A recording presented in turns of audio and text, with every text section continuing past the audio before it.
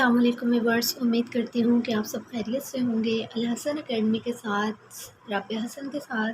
Dear students, आज हम discuss करेंगे 9th बायोलॉजी का लास्ट टॉपिक है हमारे पास कार्डियोवैस्कुलर डिसऑर्डर्स। ठीक है, ये हमारे पास 9th बायोलॉजी का लास्ट टॉपिक है।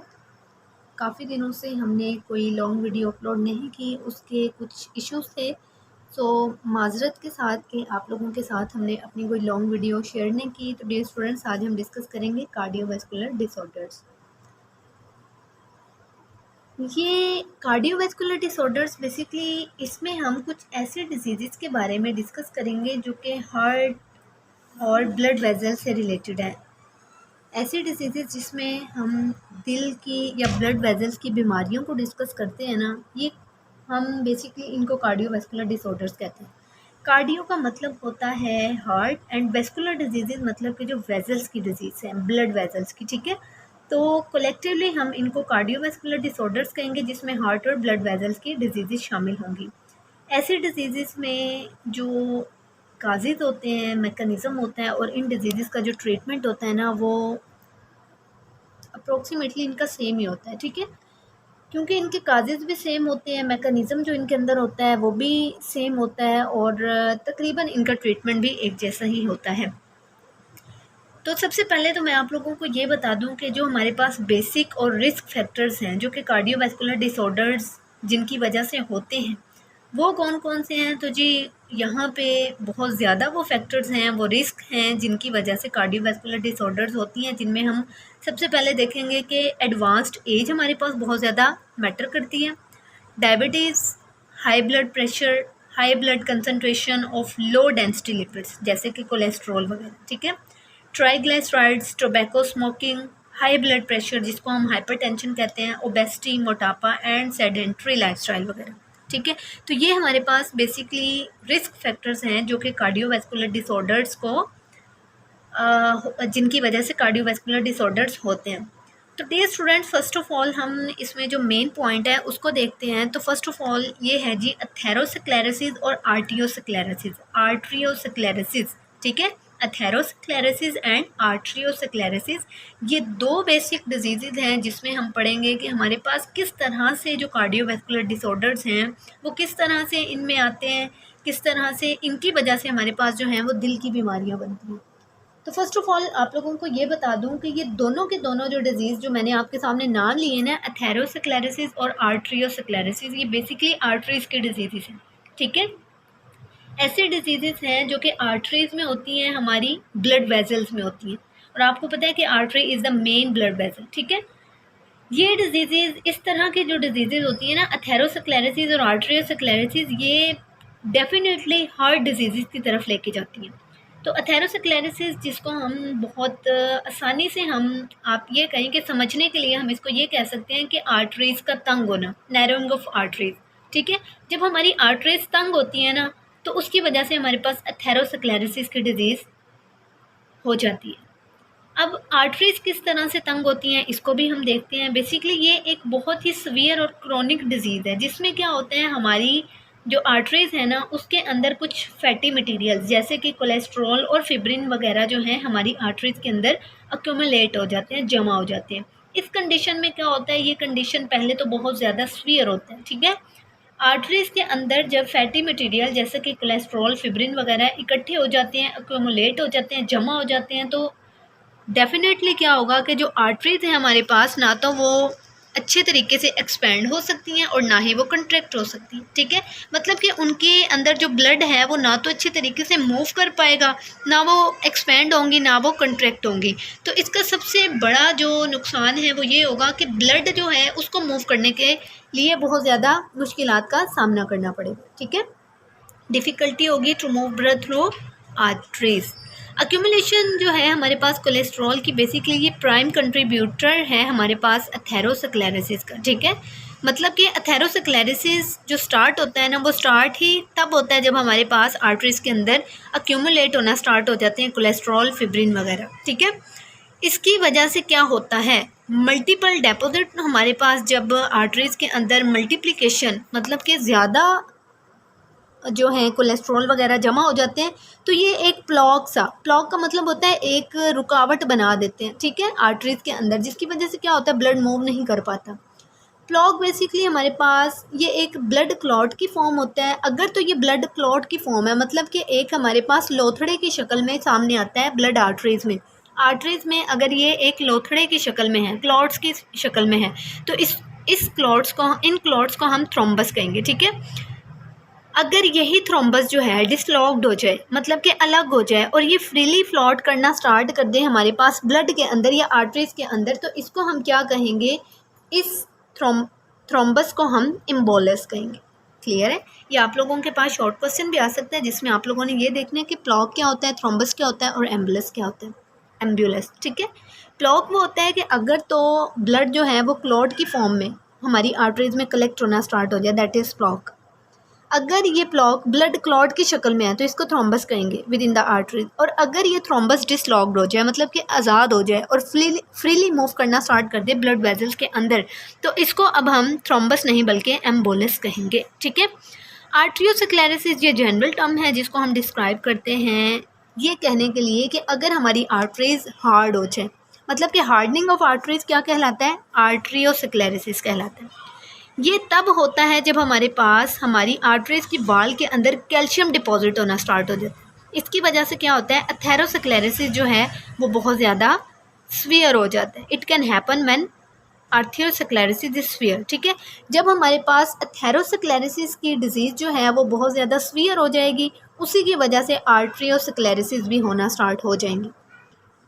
तो जी स्टूडेंट्स, अब हमारे पास टॉपिक है मायोकार्डियल इन्फेक्शन, ठीक है। सबसे पहले तो मैं आप लोगों को ये बताऊंगी कि मायोकार्डियल क्या होता है एंड देन इन्फेक्शन हमारे पास क्या होते हैं।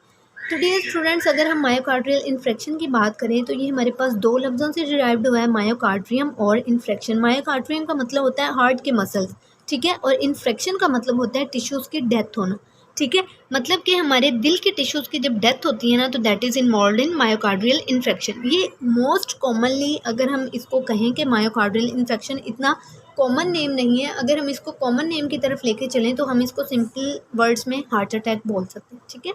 ये हमारे पास तब होता है जब हमारे पास ब्लड की सप्लाई जो है ना हमारे हार्ट के किसी भी एक पार्ट में इंटरप्ट हो जाए, जिसकी वजह से क्या होता है कि हमारे जो हार्ट के मसल्स हैं वो उनकी डेथ होना स्टार्ट हो जाती है, और जिसकी वजह से क्या होता है जी, हार्ट अटैक हो जाता है। हार्ट अटैक हमारे पास तब भी होता है जब हमारे पास कोरोनरी आर्टरीज के अंदर ब्लड क्लॉट्स बनना स्टार्ट हो जाते हैं। इसको हम मेडिकल इमरजेंसी कह सकते हैं, या फिर ये कह लें कि पूरी दुनिया में जो सबसे ज़्यादा होने वाली जो बीमारी है दैट इज़ हार्ट अटैक, वो दोनों मैन और वुमेन वगैरह में होती है ऑल ओवर द वर्ल्ड, ठीक है। अब इसकी हम सिम्टम्स की बात करें मायोकार्डियल इन्फेक्शन की, तो स्फीयर किस्म का चेस्ट पेन होता है ज़्यादातर, ठीक है, और सेंसेशन ऑफ टाइटनेस, मतलब कि सांस लेने में बहुत ज़्यादा तंगी होती है। हमारे जो प्रेशर है और squeezing pain radiates most often to left arm, मतलब कि दिल, आपको पता है हमारा जो दिल है, इंसानी दिल, वो बाएं जानिब पे पाया जाता है। क्यों पाया जाता है ये मैंने आपको पीछे भी बताया था, वो इसलिए क्योंकि जो हमारे पास लेफ़्ट वेंट्रिकल होता है ना हमारे दिल का, ये देखिए मैं आप लोगों को यहाँ से क्लियर कर देती हूँ, सॉरी, ये देखें कहाँ पे पड़ा था, ये रहा। Heart is usually felt on to be the left side because of the left chamber, ठीक है। लेफ्ट चैम्बर क्यों, लेफ्ट चैम्बर मतलब कि हमारा लेफ्ट वेंट्रिकल जो होता है वो ज़्यादा स्ट्रॉन्गर होता है as compared to any part of the heart, ठीक है। ये इसलिए स्ट्रॉन्गर होता है क्योंकि ब्लड ने जो पंप करना है ऑल ओवर द बॉडी वो लेफ़्ट वेंट्रिकल से करना है, ठीक है। तो इस वजह से हमें जो हमारा दिल है वो बाएं जानिब महसूस होता है। तो यहाँ पे भी वो यही कह रहे हैं कि लेफ़्ट जानिब, क्योंकि बाएं जानिब जो है हमारा दिल है, तो हमारे बाएं बाजू में बहुत ज़्यादा तकलीफ़ होती है, बट में आल्सो रेडिएट टू लोअर जा, ठीक है। हमारे ये जो नीचे वाला जबड़ा है इसमें तकलीफ़ होती है, neck, right arm and back. Loss of consciousness, हम बेचैन हो जाते हैं, पता नहीं चलता हम क्या कर रहे हैं, ठीक है।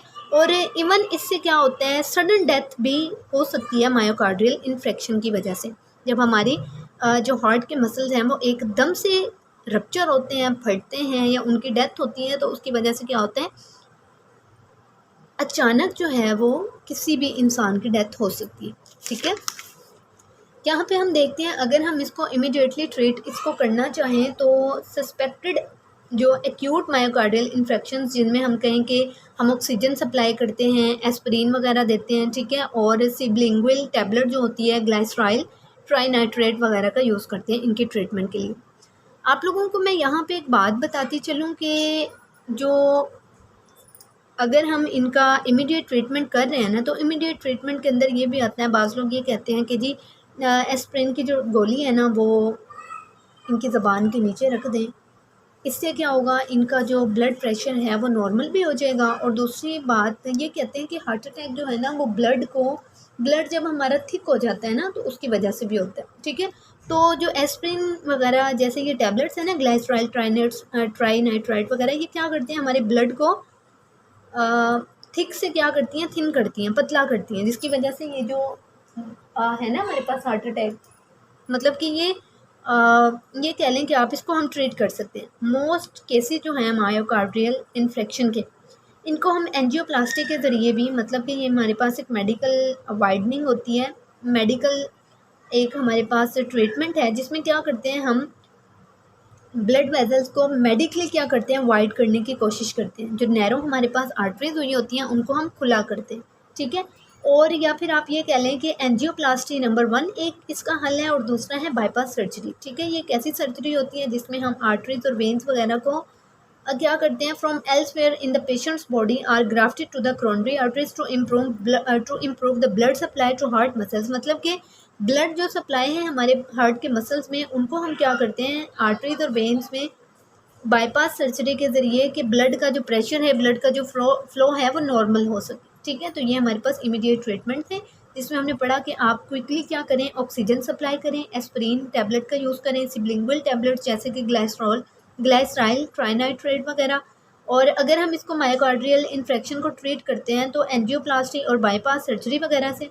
ठीक है, जिसमें हम क्या करते हैं जी, मेडिकली एक तो वाइडन करते हैं नैरोड जो हमारे पास ब्लड वेसल्स हुई होती हैं उनको, और दूसरा कि ब्लड की जो सप्लाई है हमारे दिल से वो अच्छे तरीके से हो सके। ठीक है, लास्ट में इन्होंने ये बताया है कि ये आपके पास एमसीक्यूज आ जाता है बॉक्स के अंदर। उन्होंने कहा है कि वर्ल्ड हार्ट डे जो है वो 28 सितंबर को हर साल पूरी दुनिया में मनाया जाता है। ठीक है, इसका मकसद ये होता है कि इस दिन पूरी दुनिया के लोगों को जो है वो दिल और दिल की बीमारियों से जो है आगाह किया जाए, उनके सिम्टम्स वगैरह, उनकी ट्रीटमेंट वगैरह। ठीक है, एंजीना पेक्टोरिस इसका भी मतलब होता है चेस्ट की पेन।